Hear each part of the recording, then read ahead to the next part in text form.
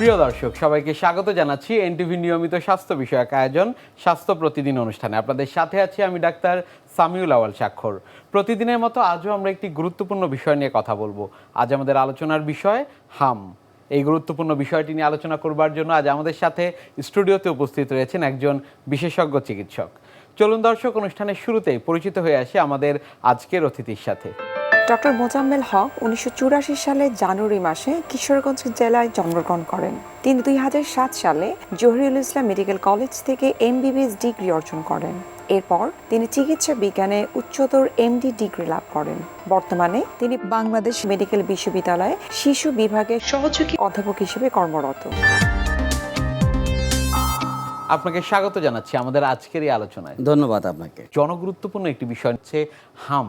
এটি আসলে কি? হাম বা আরেকটা নাম আছে মিজেলস। হাম বা মিজেলস হচ্ছে একটি ভাইরাসজনিত রোগ। মিজেলস ভাইরাস দিয়ে এই রোগটি হয়। এটা মিজেলস হচ্ছে এক ধরনের RNA virus, paramyxo virus family থেকে এটা আসে।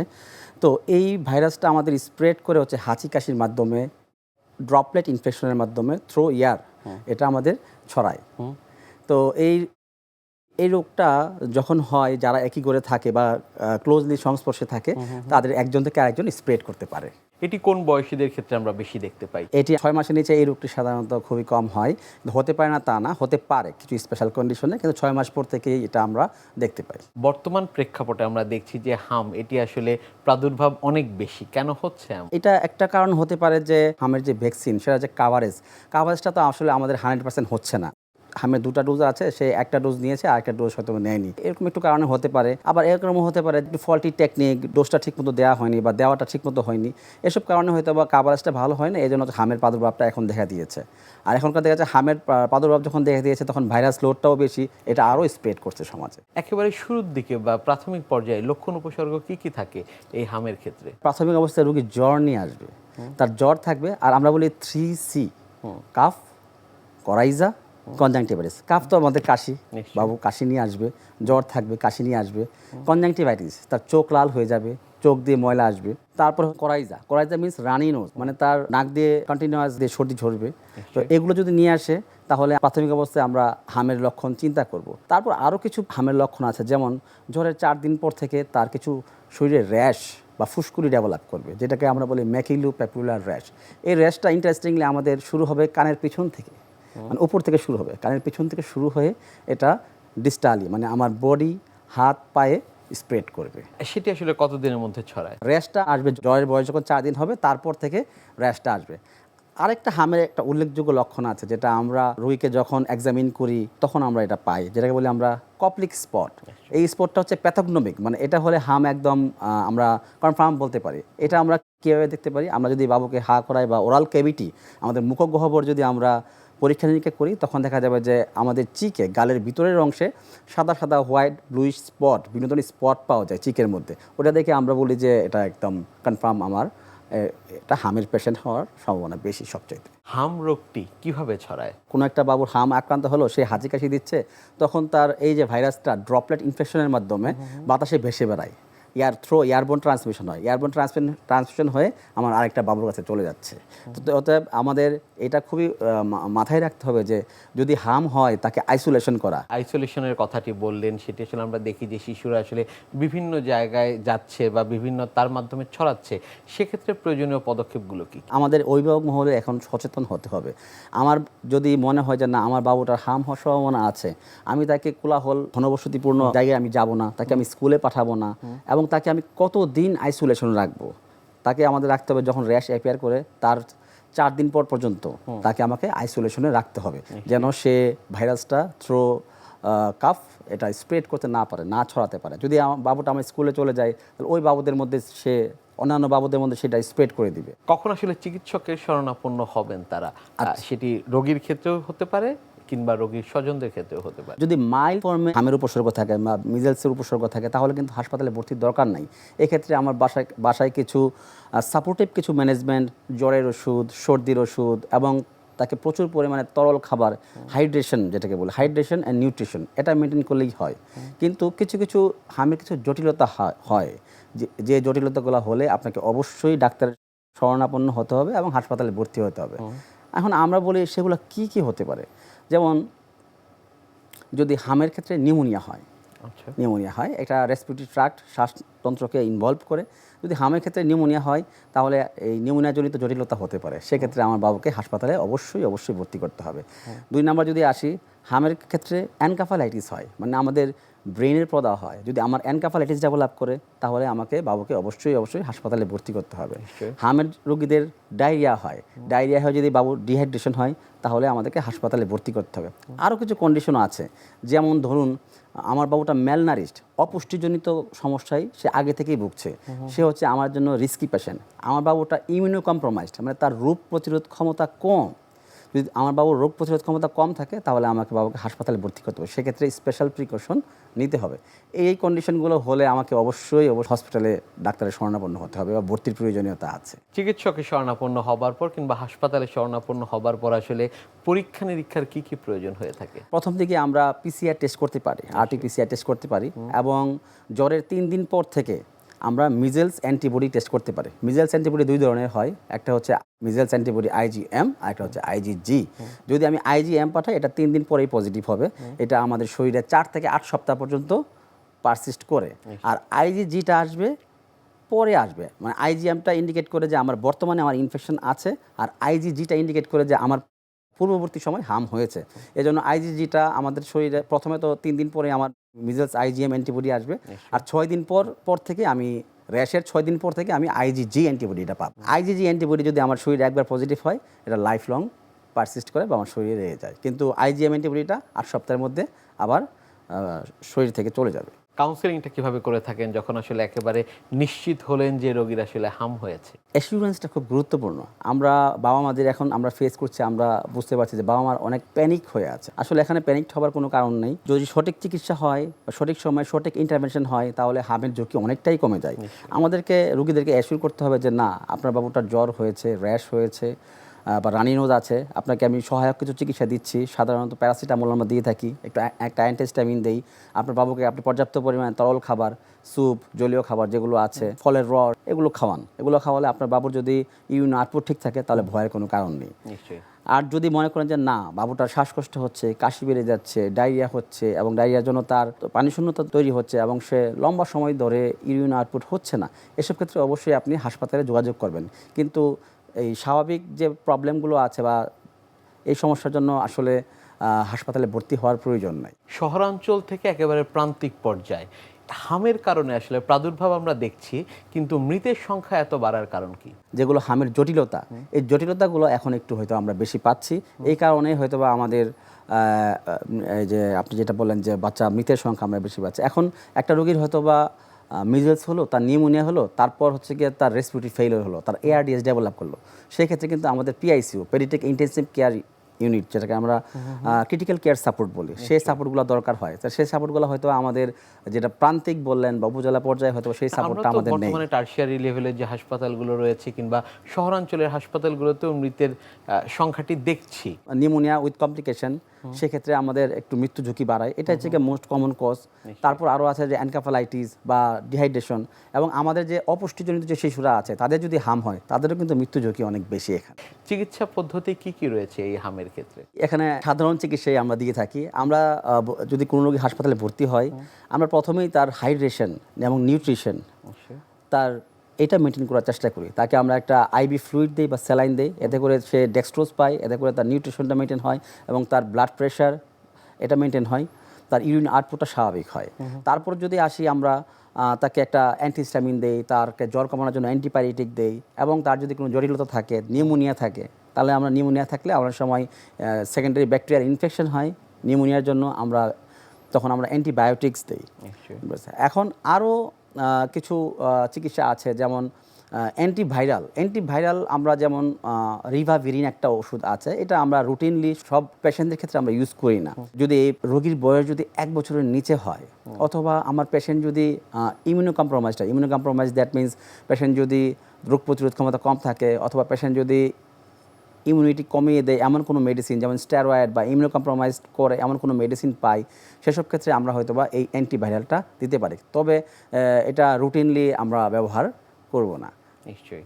হামের ভ্যাকসিন সম্পর্কে, যেটি নিয়ে আসলে অনেক আলোচনা রয়েছে, জি। এই বিষয়ে নিয়ে একটু আপনার কাছ থেকে বিস্তারিত জানতে চাই। হামের ভ্যাকসিন কখন কোন বয়সীদের ক্ষেত্রে দেওয়া প্রয়োজন? হামের ভ্যাকসিন পূর্বে আমাদের একটা ভ্যাকসিন দেওয়া হতো, যেটা আমাদের এক্সপান্ডেড প্রোগ্রাম অন ইমিউনাইজেশন মানে ইপিআই শিডিউল অনুযায়ী 1989 থেকে শুরু হয়েছে। একটা ডোজ দেওয়া হতো 9 মাস বয়সে। তারপর 2012-13 দিকে গভর্নমেন্ট চেঞ্জ নিয়ে আসলো, একটা ভ্যাকসিনের জায়গায় দুটা ভ্যাকসিনের শিডিউল করে দিল। একটা প্রথম ভ্যাকসিন দিবে 9 মাস আর দ্বিতীয় ভ্যাকসিন দিবে 15 মাস। সেটা আমাদের 2012 থেকে 13 সাল থেকে চালু আছে। এটার কারণ হলো আমাদের বিভিন্ন গবেষণায় দেখা গেছে যে একটা ভ্যাকসিনে আসলে ওয়েল কাভার্ড হচ্ছে না। আচ্ছা। একটা ভ্যাকসিনে হয়তো বা আমাদের 80% কাভার হলো, আর দেখা গেলো যদি আমরা দুটা ভ্যাকসিন দিতে পারি তাহলে হয়তো কাভারটা 85% বা 90% কাভার হলো। এই চিন্তা ভাবনা থেকেই ইন এডিশন আরেকটা ভ্যাকসিন যোগ করা হয়েছে। মাঝে মাঝে আমরা তো এই দুইটা ভ্যাকসিনের মাঝেও আমরা অনেক সময় হাম ক্যাম্পেইন করে থাকি, মানে এটা হচ্ছে এক্সট্রা ডোজ দেওয়া হয় যেন আমাদের সমাজের হার্ড ইমিউনিটিটা বাড়ে। ম্যাক্সিমাম বাচ্চা যদি আমরা কাভার করতে পারি তাহলে হামের প্রাদুর্ভাবটা কমে আসবে। নিশ্চয়ই। আমি যদি একটু শিডিউল ডোজগুলো কেমন রয়েছে সেটি যদি একটু আমাদের জনগণের উদ্দেশ্যে জানান। আচ্ছা, এখন যেটা হচ্ছে, এখন আমাদের কিন্তু অলরেডি একটা হাম ক্যাম্পেইন চলছে। সেটা হচ্ছে আপনার 6 মাস বয়স থেকে আপনার 5 বছর বয়স পর্যন্ত বাচ্চাদেরকে আমাদের হামের সাথে এমআর যেটা বলে আমরা মিজেলস এবং রুবেলা এমআর ভ্যাকসিনটা দেওয়া হচ্ছে। এটা আমাদের টার্গেট আছে যে প্রায় 1.7 crore আমাদের পেশেন্টকে, আমাদের শিশুদেরকে দেওয়া হবে। তো এটা কিন্তু আমাদের হামের এক্সট্রা ডোজ হিসেবে গণ্য হচ্ছে। এটা কিন্তু শিডিউল কোনো ডোজ না। যদি আমার শিডিউল ডোজ বলতে হয় তাহলে MR1 অ্যান্ড MR2। MR1 আমি 9 মাস পূর্ণ হলে দিব এবং MR2 দিব আমি 15 মাস পূর্ণ হলে।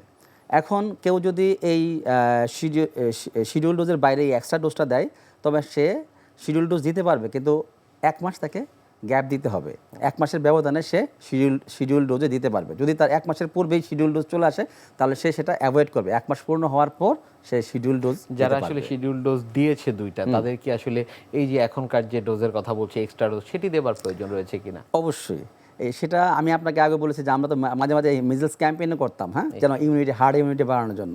এই জন্য যারা দুটা ডোজ পেয়েছে সম্পূর্ণ তাদেরকেও আমরা বলবো যে এক্সট্রা ডোজ আপনি নিশ্চিন্তে নিতে পারেন, এতে কোনো সমস্যা নেই। এতে আপনার বাবুর ইমিউন বুস্ট আপ হবে, এতে করে তার হাম প্রতিরোধের ইমিউনিটি বা ক্ষমতা আরও শরীরে আরও ভালোভাবে বৃদ্ধি পাবে। হামের ভ্যাকসিনের বিষয়গুলো নিয়ে আপনার কাছ থেকে আমরা আরও জানবো, তবে তার আগে আমাদের এই অনুষ্ঠানে একটি নিয়মিত সেগমেন্ট হচ্ছে বিভিন্ন খাদ্যের পুষ্টি গুণাগুণ সম্পর্কে আমাদের দর্শকদের জানিয়ে দেয়া। প্রিয় দর্শক, দেখছেন স্বাস্থ্য প্রতিদিন। কথা হচ্ছিল খুব গুরুত্বপূর্ণ একটি বিষয়, হাম নিয়ে। অনুষ্ঠানে এ পর্যায়ে দেখে নেব বিভিন্ন খাদ্যের পুষ্টি গুণাগুণ সম্পর্কে আমাদের পুষ্টিবিদের কাছ থেকে।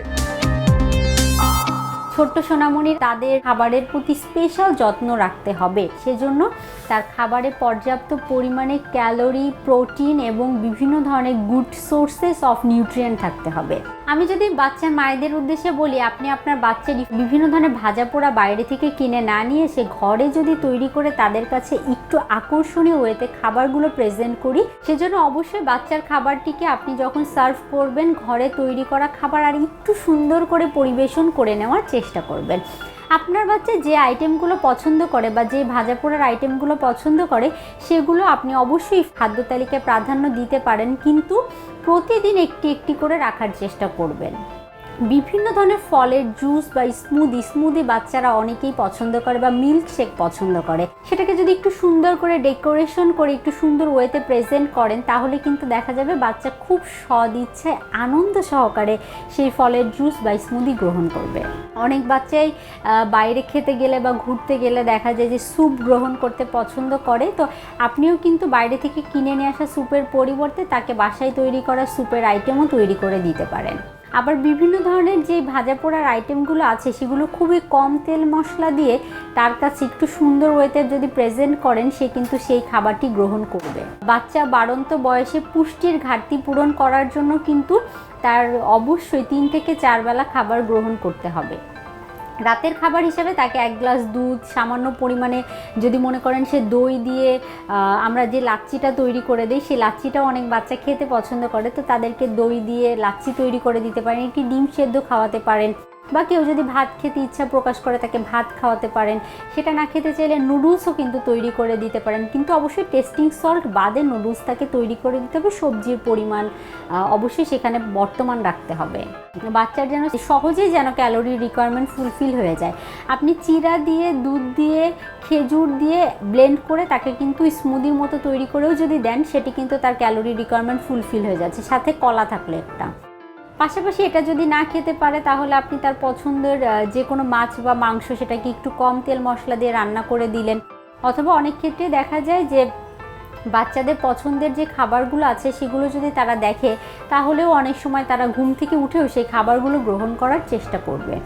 কিন্তু সবার প্রথমে যেমন বলেছিলাম, সবার শেষে এই বিষয়টি বলতে চাই, অতিরিক্ত তেল মশলা জাতীয় খাবার বাচ্চা হোক কিংবা বড় সবার জন্য স্বাস্থ্য ঝুঁকি বয়ে নিয়ে আসতে পারে। যে বাচ্চাদের ডেভেলপমেন্ট করে এই জাতীয় খাবার, মাছ, মাংস, ডিম, দুধ, ডাল, এই বিষয়গুলো যেন কনফার্ম থাকে এমন খাবারগুলোই আপনি তার খাদ্য তালিকায় রাখার চেষ্টা করবেন। আর পানির বিষয়ে যথেষ্ট গুরুত্ব দিতে হবে। বাচ্চা যদি পানি অনেক বেশি পান না করে, তার পরবর্তীতেও পানি বহুল ফলমূল, শাকসবজি যেগুলো আছে সেগুলো তার খাদ্য তালিকায় বর্তমান রাখার জন্য, এতে করেও তার কিন্তু পানির রিকোয়ারমেন্টটা ফুলফিল হয়ে যাবে। কেন অনেক বাচ্চার কনস্টিপেশন বা কোষ্ঠকাঠিন্যজনিত সমস্যায় দেখা দেয়।